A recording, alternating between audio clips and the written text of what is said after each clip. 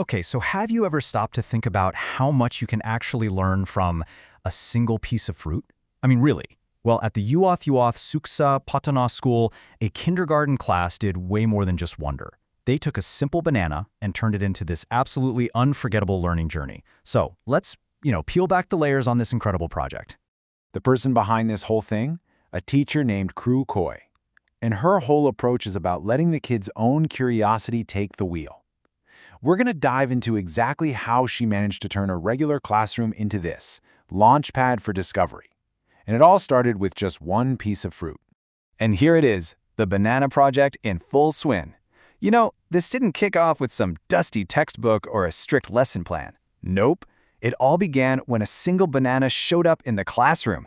And that one little thing, it sparked this amazing chain reaction of questions and ideas, all coming directly from the students.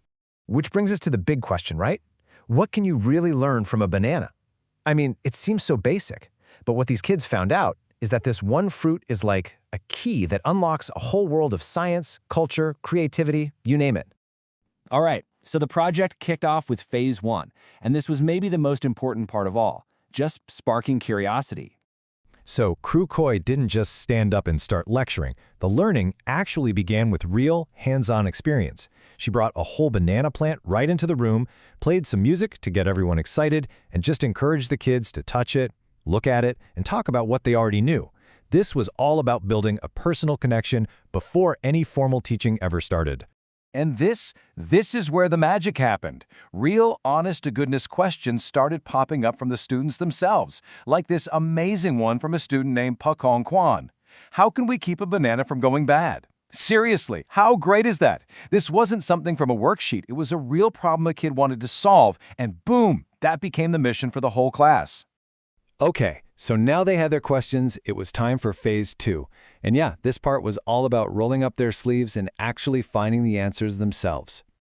So, where did they start? Right in their own schoolyard, with a little hands-on botany. They went out into the garden and got to see, touch, and figure out every single part of a real banana plant. It's one thing to see a drawing, but this connected the idea to an actual living thing. And you know what's so cool about this? The kids discovered that in nature, pretty much nothing goes to waste. They figured out that every single part of the plant has a job to do.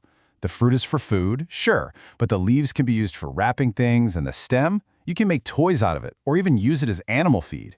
It was this perfect natural lesson in sustainability without anyone having to spell it out.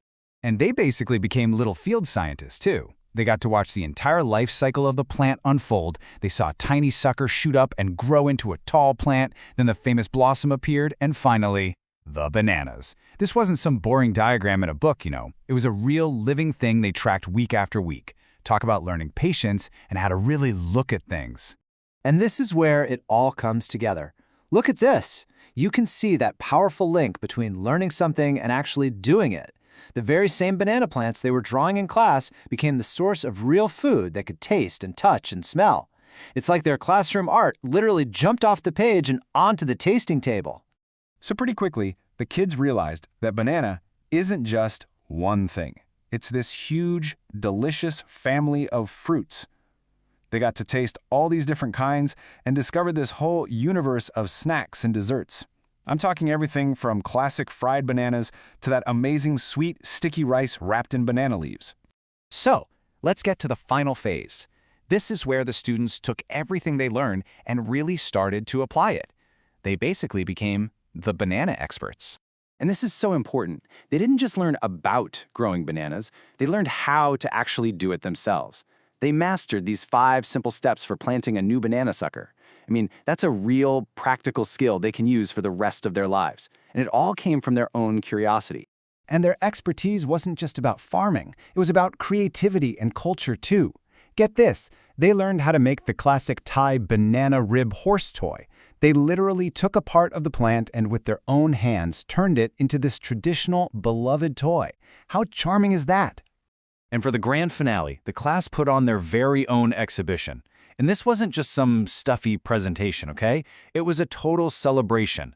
They proudly showed off their drawings and crafts, they shared what they found, and they actually became the teachers, explaining everything they learned to everyone else. I mean, what a huge confidence booster, and a perfect way to make all that knowledge stick.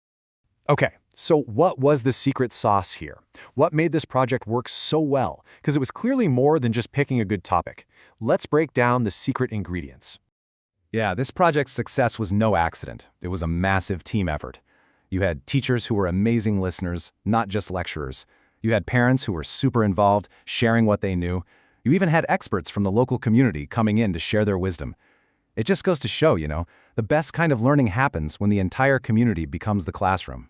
So when you step back and look at the whole thing, it's pretty obvious the kids learned a lot more than just facts about a banana. I mean, think about it. They learned teamwork by planting and making stuff together. They got creative, turning plant parts into art and toys. And they learned how to solve problems by chasing down the answers to their own questions. The banana was just the starting point. The real lesson was about growing as people. And that really leaves us with something to think about, doesn't it? This whole project just proves that these incredible chances to learn are hiding in the most ordinary, everyday places. It kind of makes you wonder, if one little banana can hold an entire world of knowledge, what's just waiting to be discovered right in your own backyard?